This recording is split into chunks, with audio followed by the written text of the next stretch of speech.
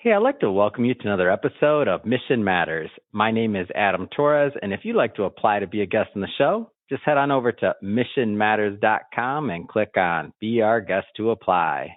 All right, so today I have Shaan Patel on the line. He is founder and CEO over at Prep Expert.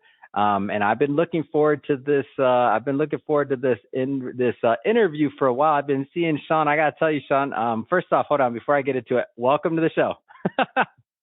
Yeah, thanks for having me, Adam. I've been looking forward to doing this interview with you for a while. Congrats on all the success and growth with Mission Matters. Man, I've been watching your videos on Instagram. You had one edited the other day, and I was like, first off, I know what you do. I know I'm a fan of it, of course. I know you. I've been watching your journey for a while now, and I was still like drawn in. I'm like, oh, tell me more, Shaan. Tell me more. It was awesome. I was like, I'm not looking to take a test, but I just gotta say, man, congrats. I love the way the content that you're putting out there is coming. It's good.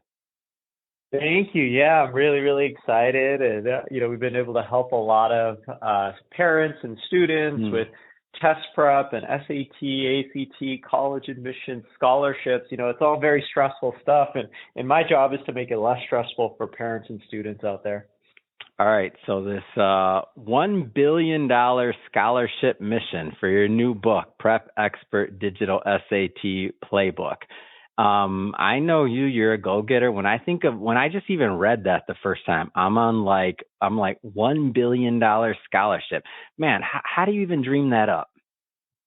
Oh man. So yeah, as the founder and CEO of Prep Expert, it's been an amazing ride. Over the past 10 years, we've actually helped students win over $100 million in college scholarships. Yeah, it's crazy. We just got an email the other day. A student got a full ride scholarship to UVA, which is like worth $350,000 off one scholarship, So absolutely it's pretty amazing. Yeah, it's just life changing for the students, the parents, the families we work with. And so, over the next 10 years, I want to go bigger than 100 million. I want to do $1 billion. I want to reach more parents, more families, more students, help them improve their test scores, SAT scores, ACT scores, so that they can get merit-based scholarships to all these colleges, get scholarships from companies like Coca-Cola, Toyota, McDonald's. That's really my specialty because, everyone thinks about these tests, standardized tests, SAT, ACT, as being for college admissions. While, I think it's important. I think it's even more important to actually get college paid for through scholarships, and it's something I'm really passionate about. I went on a full ride scholarship to USC myself, and I didn't have to go into any student debt. I know everyone knows, student debt. Thank you for bragging about that, by the way, Shaan. I appreciate it. Thank you for that. Go ahead. Well, I mean, for everybody out there that has student debt, whatever, they just hung up. Yeah, well, they should have come. Yeah, they should have come to Prep Expert when they were in high school, And so no, but I mean, it's such a big problem, right? It's almost $2 trillion in student debt. The average cost of a public university is over $100,000, private's over $200,000. So my passion is to help students reduce those costs, reduce that student debt. And so that's why I'm on $1 billion scholarship mission. I want to get my Prep Expert Digital SAT Playbook in as many people's hands as possible so that they can raise their test scores and get those merit-based scholarships. So I always find this is super interesting to me. It's like one where somebody else they see just like rote routine. Like, let's just say, for example, when I first went through and I took my first SAT or something like that many years ago, and I remember I bought a book, like I didn't see opportunity. Like I wasn't even thinking opportunity, but at some point, like you get introduced to this world and you see opportunity. Like how does that happen? Yeah, 100%. And you're 100% right in that when someone thinks of SAT, ACT, they don't see opportunity. They kind of ignore it. And that's why the first chapter of my book is called The Journey, because I really try to tell students about the journey that they're about to go on with their grades, with their test scores, with their extracurricular activities, and the opportunities that it opens up, not only with college admissions, but like we've been talking about with scholarships, the opportunity for college athletics for a lot of students. I know so many of our prep expert students in the past have just been able to get full ride athletic scholarships just because they got a qualifying SAT score or something like that. So there's just all kinds of opportunity, and it's something I talk about in the book, which is you have to know your goal, and that goes to what you said about opportunity, because if you don't know why you're studying for the SAT, it's going to feel like a drag. But if you know that it's going to open up six-figure scholarships for you, I mean, I think it's going to motivate you a little bit more to put in those extra hours. Oh my gosh. I'm sick because after that, so especially I feel that it's definitely a problem if somebody doesn't have any, like if their parents weren't from like they weren't doctors, they weren't engineers, if their parents didn't go to college and you're one of the, first people to go to college in your family, like they don't necessarily know the system. So my parents, my mom has her master's from University of Michigan, but I mean, she took the long route. I mean, probably took 20 years of, a couple classes at a time before a program. So she didn't have and she was already working in the field to get to that level. So she didn't have the typical go to college and come out, lifestyle of the workforce. So I didn't really have that knowledge. So I didn't know what that prep was supposed to look like. So, I mean, I was, and a true story, Shaan, I took the exam the last time you could take it before starting college, which I was supposed to start that summer because I was starting early to knock out some credits and some other thing. And I find out after the fact, after I'm enrolled, everything else, I'm 2 points away from a full ride. And wow. I was like, they're literally, you just couldn't schedule another one. It's literally just scheduling. And I didn't even study. And I don't even think I'm that bright. I was just good at taking tests. I didn't even know I was supposed to study. I was already admitted. They told me it was just a formality. Like, yeah, take that. You're fine. Your grades are, and I was a C plus student, Shaan. so that being said, it was just on scores alone. So I'm like, oh my gosh. So then I think about me, maybe I was just decent at taking tests, not necessarily the best student, but I didn't study, decent at taking tests. And now I look at others who maybe don't have that infrastructure around them or otherwise. And I think about your program and I'm just like, man, if I would have known then, I would have been, like you just said, not these huge scholarships that who knows what would have happened. But that's why I'm so passionate. And by the way, for everybody listening, Shaan knows none of this backstory, even though I've known Shaan for a while. And this is one of the reasons why I was excited to get him on the show, so I could share that with him and share with the audience as well, because it's not every day that you can fit in that type of story, maybe, unless you got the test prep expert / guru / what do I call you, man, other than founder and CEO of Yeah, no, I mean, thank you for sharing that. I mean, you're exactly who this like if I could take you back in high school, you're exactly who my programs at Prep Expert, our books and courses are for. It's for students that have the ability, but they just don't see the path. Like if I had put you into a Prep Expert program, we would have gotten you those 2 points or way more than that. In your sleep, you would have gotten scholarships and, like even me, I didn't get a perfect score on the SAT right away. I started out at average and then I worked towards it. So we're trying to help students. Notice he said right away. I can't glance over that. Thank you, Shaan. Yeah. And so but that's the point is, you can do well on these tests and you just need to have someone show you the path, be the role model, show you the journey, show you the opportunities that are open out there for you, because they're real dollars, real life changing. And, for a 15, 16, 17-year-old kid, it can completely change their life. So that's why I'm so passionate about helping parents and students about, improving their test scores, getting into college, winning scholarships to reduce their cost of college at Prep Expert. I wanna pivot here slightly, and we're gonna come back to the story, by the way, because we got some other things to talk about that when it comes to Shark Tank, Mark Cuban. I mean, you got a lot of other things going on, but I want to ask the same question, but for some of our entrepreneurs out there. So slightly different in terms of the vein of the question. I asked the question the first time. I took the SATs. I didn't see the opportunity. We know that piece from the student's perspective. I feel like entrepreneurs, ideas, like what's done, you know how every idea is supposedly already had, or people are already doing it, or what if somebody else doing it? Like you come into I'm not going to use the word saturated because I don't know that, but an industry that already had, test prep books, things like that. You see opportunity. How does that happen? Oh man, yeah, this is a great question. Yeah, I love it.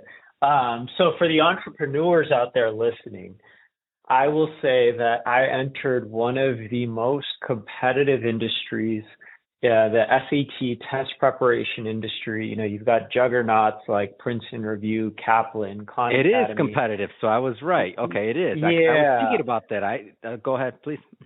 Oh, super competitive. Yeah. And so, I had 100 literary agents and publishers. The first time I tried to publish a SAT prep book, I got 100 rejections by email. They said the SAT prep market was too competitive.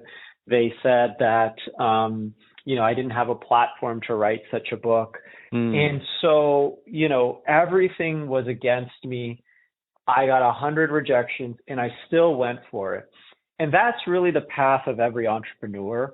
You have to be willing to take a chance. You have to be willing to continue to work despite everyone telling you that it's going to be difficult, despite getting rejections, etc. And, did people think you were crazy? Like at that point, before we move on, did people think you were crazy? I mean, I thought I was crazy. I was like, but like, yeah. And I'm not picking on your family. I just mean anybody, like your support system around you. They think you're crazy. Yeah. They're like, what is this? What are you talking about, Shaan? Because we took the SATs. Like, that's just a test. What are you doing? 100%. And so everyone thinks you're crazy. Your family. I thought I was crazy. Yeah. I was like, everyone's telling me it's not going to work. Everyone's telling me that, I should give up. And there was something inside of me that said, I'm really good at this. I improved my own score from average to perfect. And I've got some great insights, some great strategies, some great techniques that I want to share with students.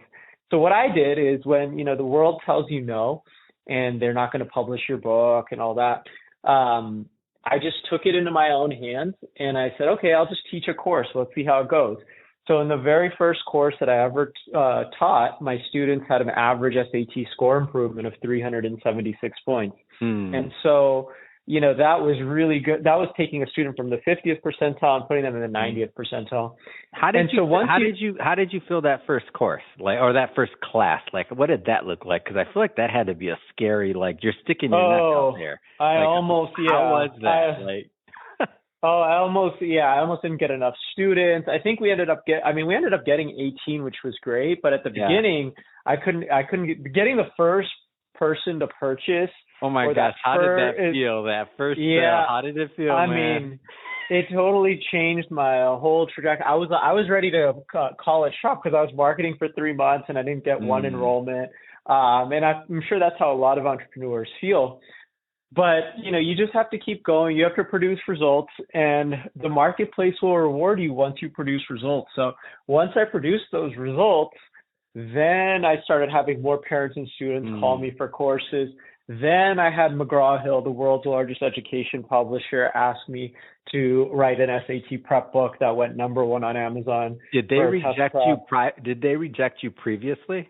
Oh yeah. Okay. No, I like to bring that up because just for the entrepreneurs out there, and McGraw-Hill, amazing company. I'm not, no disrespect to them, but I just mean like you have to prove yourself. It's a process. So you hear all the stories about people that want funding or this or that, and they have to, how many people they had to go through to, raise capital. And it's like once you're winning, like people will come along. So you are winning now, and now McGraw-Hill had the opportunity to see you in a different light. It's amazing. Yeah, 100%.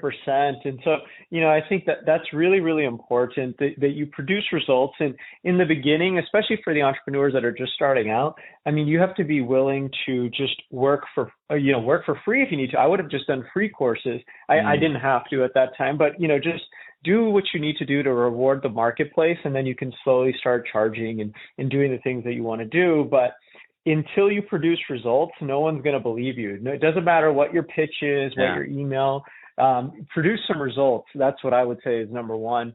Number two is never, go towards that ideology that, it's too competitive or it's too crowded, et cetera. Because the most unique thing about any one person is you. So you are the niche. What I mean by that is there is no other test prep company out there that has Dr. Shaan Patel, who raised his score from average to perfect, who created all these strategies. So that makes me stand out right away because I'm the niche. I'm the differentiator. And so I'd say that for every entrepreneur, think about you.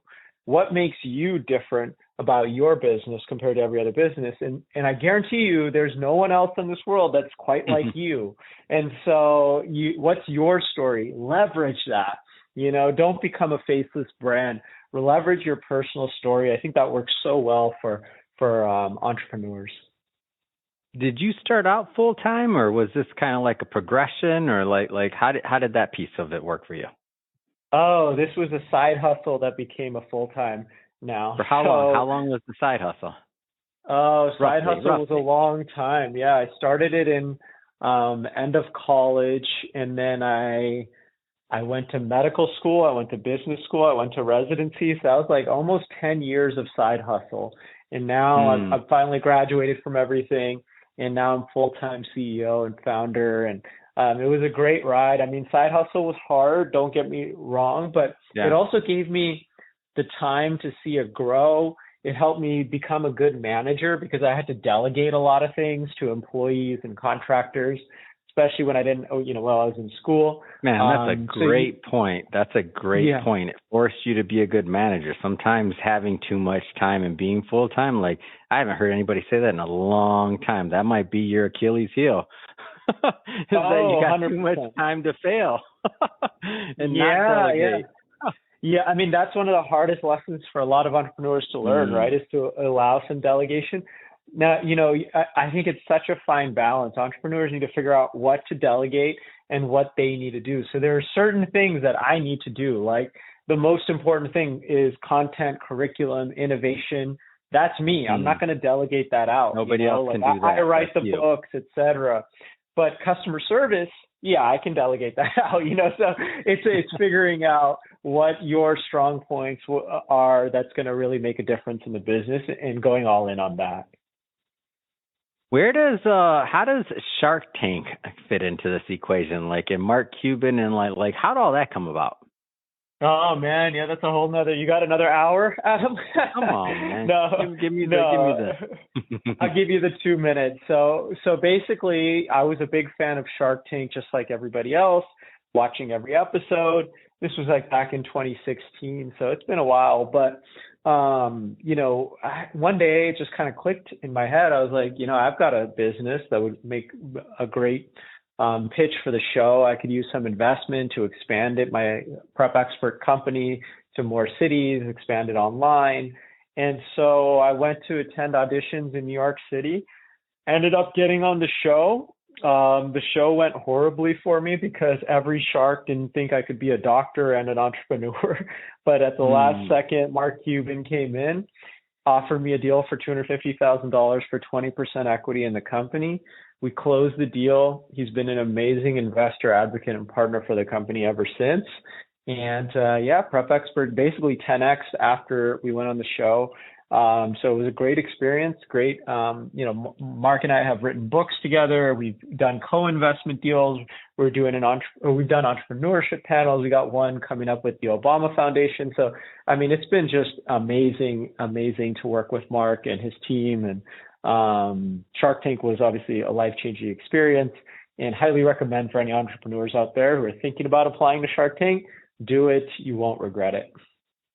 Yeah, and one of the things I do love about your story is that just that continuum, like that you started in this apprenticeship phase, we can call it, for a solid decade, and before you even went full time. And this is important, I feel, because many of the people that have these ideas, especially in my experience, like doctors or individuals that have something that they went to school for a long time to accomplish. So highly, like they're in there. They put themselves, and I mean this in a way of affection. They put themselves in this box to have the privilege of being called a doctor or a lawyer or something else. But it doesn't mean that you can't, you can't do a side hustle or use a different word. You can't add value to society by using your highly tuned brain, in your case, perfect test scores. And I'm still a little salty on that one, Shaan, but I'll get over it. Don't worry. but seriously, to use your ability to give back in a way other than you think that you have to. Like, you have ideas, you have inventions, you have other things you want to do. And if your life dictates you to be able to do it on the side and delegate and use some of those skills, I feel that moves society forward versus thinking you have to only do one thing. Like, in your example is a perfect example. And technically speaking, Shaan, correct me if I'm wrong, if at some point your vision didn't grow to the point to where you wanted to be full-time, this could have been a really nice nest egg, and that you could have delegated, hired a CEO to run it day to day, and it's still you, and you could have still maybe done some creation, but you chose to be the face of it at the end of the day. But if you wanted to continue on the other path, you could have. So, but the point is you had options, right? Oh, 100%. Yeah, I think that this is such a great point you make, which is every person out there has multiple skill sets, and don't box yourself into one skill set. Don't get me wrong, it's a lot of work, working a full-time job. But everything's work though, Shaan. But everything's work. What isn't work? Like, honestly, at the end of the day, if you chose one of those professions, you're never not going to work. You are an achiever, period. Yeah, 100%. You're a high achiever. And so that's my point, is that, why not work those extra 20, 30 hours on your, side business? And I say side business or side hustle because I'm actually of the entrepreneurial mindset that that's a great place to start, because you're not risking your job. You're not risking everything. And you can see if it works, because a lot of entrepreneurship, you're going to fail first. And I know everyone says you got to go all in, Problem with going all in, especially if you have a good job already and steady income, is it can be, really risky, especially if you have a family or children or anything like that. So, it's, balancing both. And I think it's actually easier than ever in today's society with technology, freelancers, delegation, to be able to have effective side hustles. And I think that's why that nomenclature has even come into society over the past few years, more so than ever before. Yeah. Shaan, it's been great having you on the show. How do people follow up? How do they learn more? Yeah, absolutely. They can find out more about my courses related to test prep, so SAT, ACT courses, college admissions consulting. Everything is at prepexpert.com. And if you're listening to this podcast before Sunday, March 3rd, I'm having a huge book launch event. We're going to have thousands and thousands of people online. You can register for free at prepexpert.com. And at the end of the event, you can pick up my new book, Prep Expert Digital SAT Playbook. The SAT is going digital for the first time in 100 years this year in 2024. So I got a brand new book to help students ace that exam. If you're the parent of a high school student or middle schooler, you've got to attend that event. So you can find out everything at prepexpert.com. Amazing. And for everybody that's tuning in, unlike Shaan, the podcast space is definitely not saturated. There's not a bunch of people. There's not a bunch of competition. So you definitely don't want to hit that subscribe button, because we don't need your support and don't want you to listen to future episodes. How's that for my reverse psychology, Shaan? You think it's going to work? I think everyone's going to subscribe. I mean, there's no reason not to. It's completely free. It'll help Adam. It'll help me. So please subscribe. Man, you're a good pitch man. I might have to cut. I might have to cut that. Now that's gonna be our loop. I'm gonna be like, and now I have my little dashboard on here. You're gonna have a whole button on my dashboard. I'm gonna be like, and now everybody listen to Shaan. Oh man, thank you so much for coming on, Shaan. I had a blast.